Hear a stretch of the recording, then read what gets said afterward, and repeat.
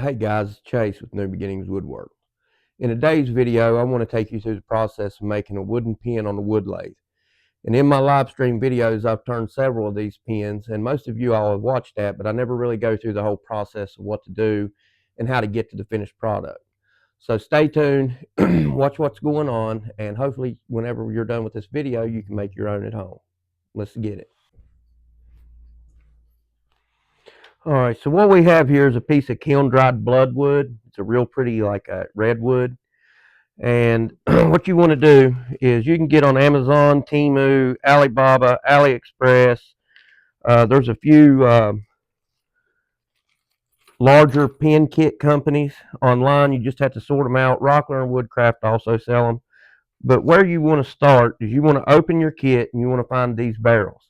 Now, in order to do this, if you purchase pin kits to make pins on a wood lathe and you have a wood lathe, first you have to purchase a pin mandrel. And you can also get them on Amazon for like anywhere from $30 to $50, depending on what you're looking for. But you want to take this barrel, and it also takes a 7mm drill bit, which that will come with most of the mandrels sets that you buy. And you'll drill a 7mm hole in here, and you'll CA glue this tube in here. But the way that I start out is I'll take my blank, and I'll look around, and I'll find the prettiest grain pattern or figure in the wood. And right here, we got a red streak. It comes up through here. We have the grain changes from here to here. Same thing right here. I have a real deep red right here, and then a lighter red right here. So the way that I like to do it is I'll take my pin barrel. I'll even up the end, make the end of the barrel flush with the wood, and you can take a pencil and mark it right at the end. Sometimes also what I'll do is I'll take a utility knife and I'll take the blade, slide it to the barrel till it stops, then mark me a line right there. Then we take it over to the miter saw, we cut that one, then we can take the other one and put on top of this piece, mark it and cut it, and then we'll drill it. I'll be right back. Okay, now that we got our blanks cut to size, and for your turning blanks, most of them, if you purchase a pre-made turning blank, 9 times out of 10, it's going to be 3/4 inch by 3/4 inch by like 6 or 7 inches long. These right here are a little under 3/4 by 3/4, but or sometimes you may buy them and they'll come 1 inch by 1 inch. So if you have scraps laying around your shop, any scrap, at least it's as long as it's 3/4 inch by 3/4 inch, or you can cut that out of it, you can use for turning a pin. So what we're going to do now is I need to get a straight edge, and as long as you have anything that's straight, you can use it. And you want to go from corner to corner and mark you a line. Do it again on your other corners. Mark you a line. You'll want to do that on both, so that'll let you know where center is so you can drill your 7mm hole.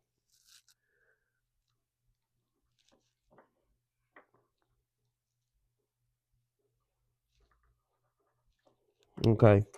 Now, what I like to use, you can purchase things that will hold these pin kits. It'll automatically self-center them in so you can drill them on the drill press. But what I like to do is get me one of these old twist model clamps, stick twist style clamps. And then I can take this and lay it flat on my drill press table and go from there.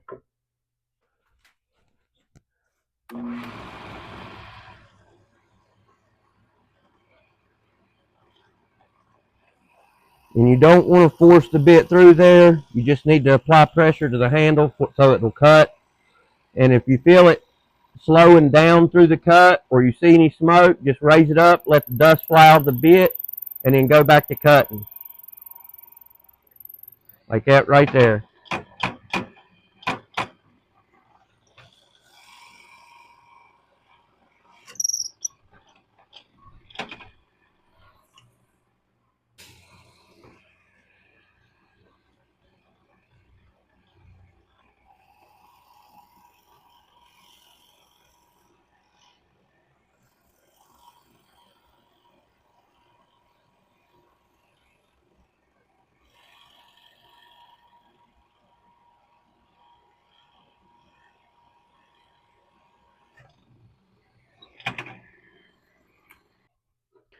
Okay, now what we want to do is glue these blanks into the, or glue these barrels into the blanks. And you'll want to take, I use 220 grit sandpaper. You could use any grit, but you want to scuff this brass up so you have a good adhesion.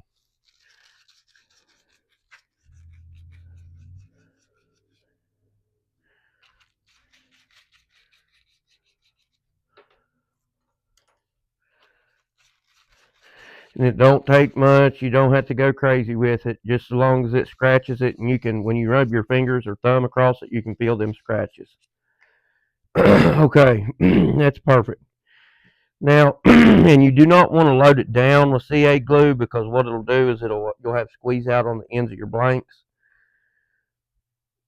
But then you want to twist it, work it in and out. When you work it in and out, it takes a lot of that glue and just moves it all the way through. Make sure you're even. Make sure you're even. And then hit it with some activator. And don't do what I'm doing and not use gloves. I'm sure there's lots of us in the wood shop that probably very rarely put latex gloves on for anything. And every time that I make a pen, I get CA glue on my index finger and my thumb on my left hand. And I tell myself I'm going to start wearing these latex gloves, but I end up never doing it. All right, let them set for a second. Give it time to really dry and stick to itself. And then we'll put it on the mandrel and we'll start turning. All right. With your mandrel, you'll get 5 of these little spacers. And what I like to do is I leave 2 on the mandrel at all times. Whenever I start, I'll put my first blank on. Then I'll put 2 spacers. Put my second blank on. And whenever you cut your blanks, sorry, my arm is in the way. Whenever you cut your blanks, you can take and mark 1 and 2, or mark a line across these to keep the grain lined up. But I have found that most people like it, especially customers that order these on a regular basis. They like it when you just mix the grain up. The more funny and funky the pattern is, the more they like it. And then at the same time, you do have people that want all the grain to match. But on this one, I'm really not that worried about it.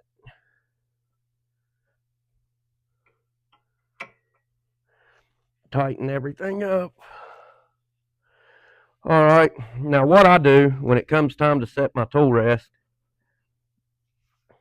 is I'll take my carbide, I'll stick it on there, and I want to be almost center of them 2 spacers. So I like it right there. Actually, I need to move this closer to my work, then do that. All right. So I like it about right there. And then I tighten that down. And then you can see I'm right around center of that mandrel.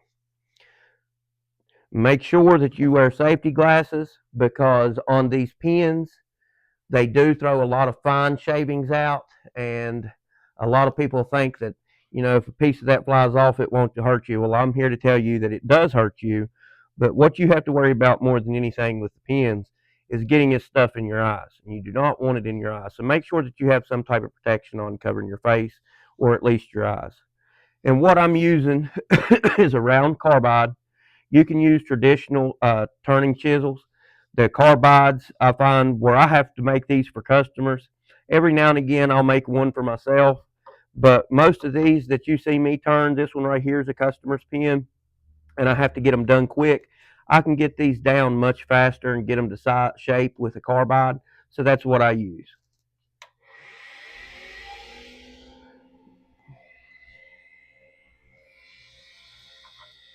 You want to ease in slow and easy till you make contact, and then start going back and forth till you get it round.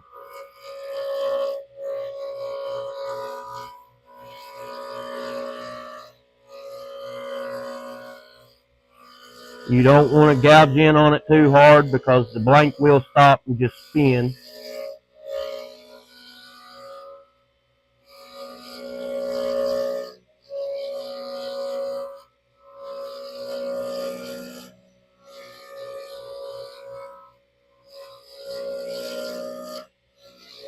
And a way that I check for round on these, you can take your carbide. You want to make sure you got real good hold of it.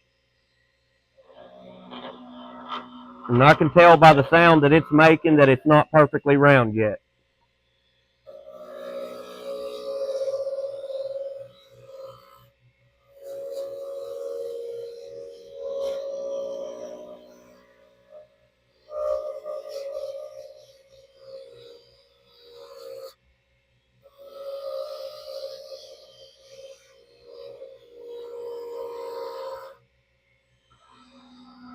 Now we're there. That's perfectly round. So now we'll come over to the other one. Ease into it. Just start barely taking off that material.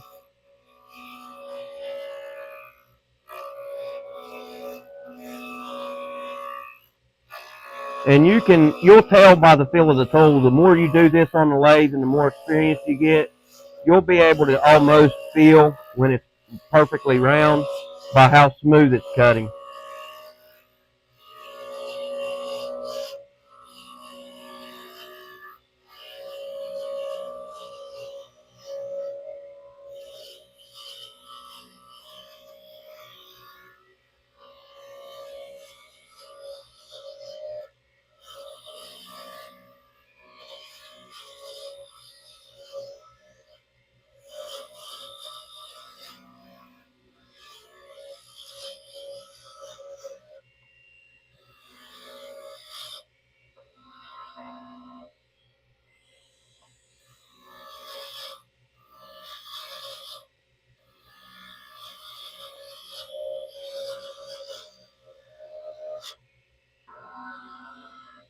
That feels like it's round. Okay, we got both of them rounded. Now we'll start taking material away to go down to the final shape.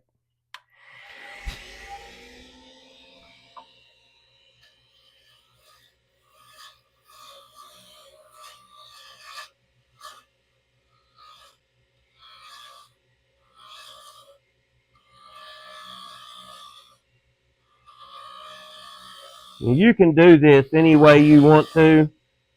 You can go from beginning to end on one blank, start turning it, getting it round, and go all the way down to your finished shape. Or what I do is I turn both blanks around, and then I define them down to their finished shape. You can do this any way you want to. I've seen several different people turn pins, and just about everyone I watch turns a pin in a different way.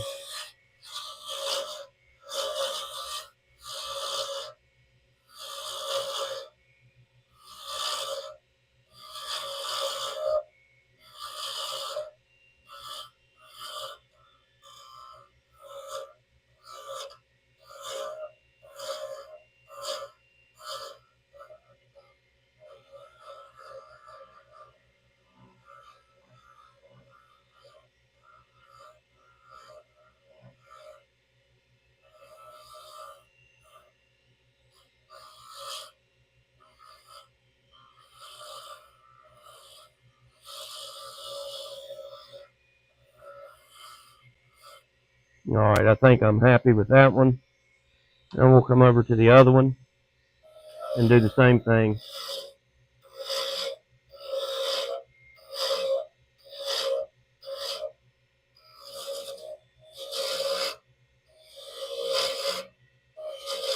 The fun thing about turning pins is you can put your blanks on here without a clue of what shape that you're wanting, and you can just wing it and come up with a shape off the top of your head.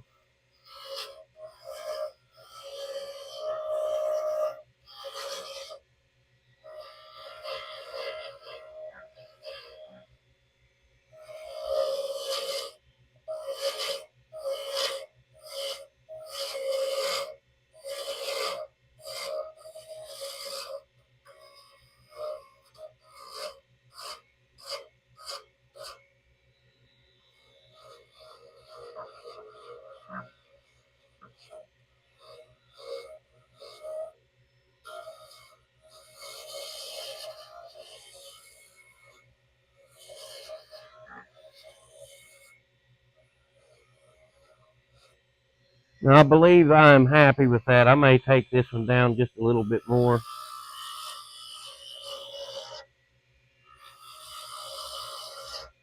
Now keep in mind, you do not want to go too thin with these, because when you get so close to the pin barrel, you can only get so close to the pin barrel that when you get close enough on certain woods, the wood will start to break away from the pin barrel, and then you have to start over.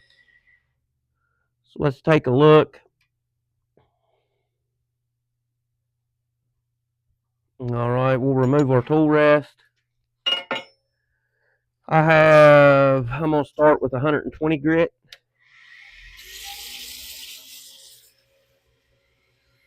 And I don't know if I'm right about this. I usually turn my speed down, but this bloodwood I've found sands amazingly at the speed that I turn at.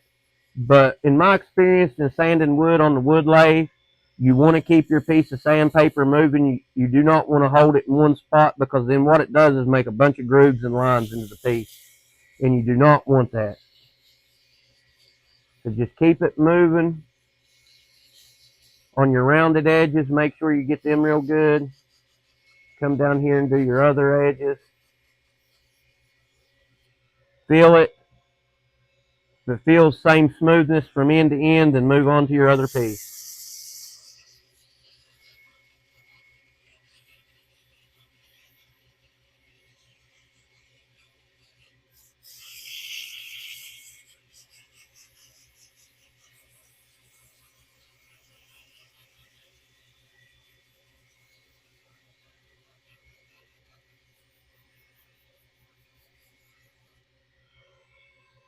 All right, now I'm going to go from 120 to, let me get a piece of 220.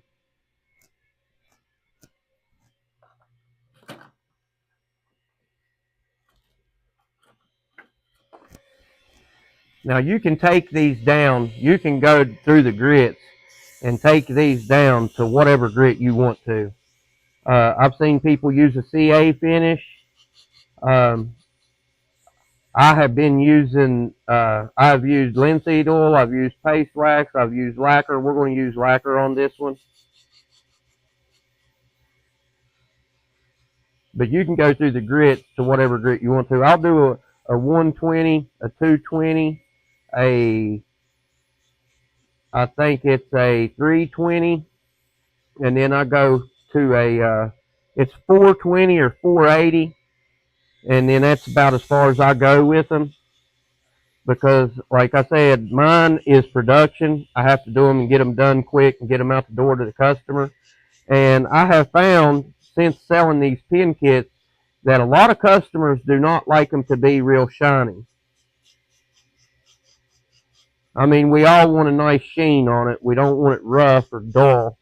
But they do not want a mirror image on it, because they may be sliding it in their purse, pocketbook, in their shirt pocket and stuff like that, and they don't want to scuff that sheen up to where the pen doesn't look good after that. I go from 220 to 400. I'm sorry. And I probably really should go from 220 to like a 320, then to the 400. But I haven't encountered any problems with doing it the way that I've been doing it. Like I said, I'm no professional at this, but this is what I do. I sell them, and I'm going to tell you something. Through the month of November and December, I have went through 100 pin kits that I've had to order for customers, and then I had probably 2 or 3 pin kits that had 20 pins each in them, and I'm down to my last 11 pin kits out of all of them. I offer laser engraving names or company names, logos on them. I'm not going to do that in this video, but if you would like a video, if you have a laser engraver and a wood lathe and you would like to get into making pins and you'd want to see the process on laser engraving one of these pins, let me know in the comments, and we'll do a video on laser engraving names into these custom made pins. All right, now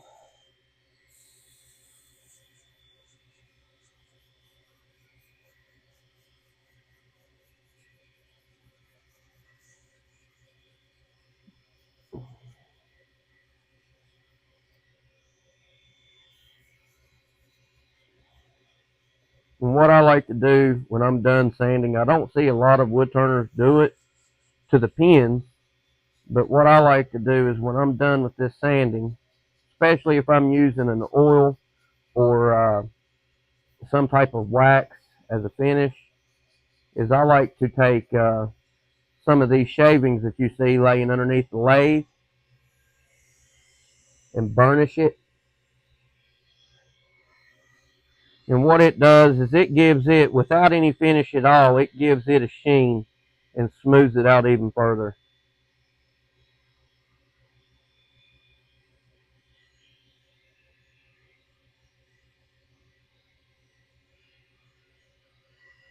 All right, we'll turn the lathe off and inspect it. I'm very pleased with that. We'll turn the lathe back on. I'll turn it down to the slowest setting that I have. Then we're going to get our lacquer.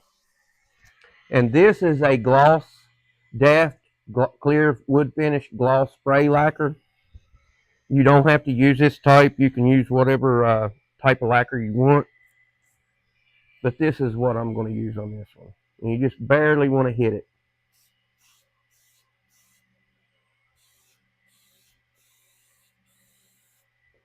All right, now we'll just let that spin for a little while and pack up. And then we'll come back and we'll put the hardware in it.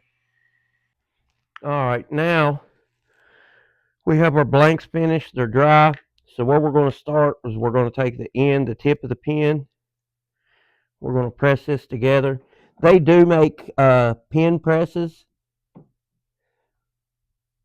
but for what time that I've been turning these and been using this method, I like it. So that's what I'm going to continue to do. Unless somebody would like to send me one out. This right here works just fine. Right here, when you put the transmission in the pin, you want to push it in so far, then you want to slide your tube in, your cartridge in. All right, see, that's me turning it, and I'm just barely seeing the tip of it, so that I know that I need to take that back out and press that in a little bit further. What happens is if you push it in too far, whenever you twist the transmission for the ink pen to come out, you end up getting a lot of the cartridge sticking out of the end, and that's perfect. So we'll go with that. We'll take the beauty ring, slide it on there. Now we'll take the clip, put them two pieces together, slide that in the end, and we'll press these together.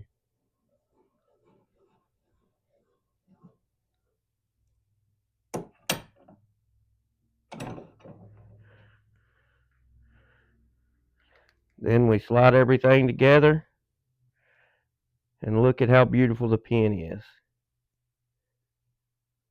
And there we go.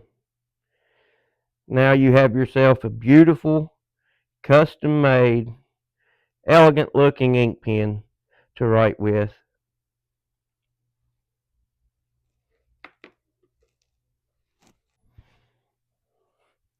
Okay, guys, I hope you all like this video. If you haven't done it already, please click that like button. I'm fairly new to creating content on YouTube, and there's going to be more content to come. If you wouldn't mind, if you like what you've seen today, please consider hitting the subscribe button and hit the bell for all notifications. It really helps the channel out. I'm trying to grow this into something so that I can produce more for you all and see where we can take this thing. So if there was anything that you didn't like, or if there's any way that I can improve this video, please let me know in the comments. Thank you. Y'all have a good one.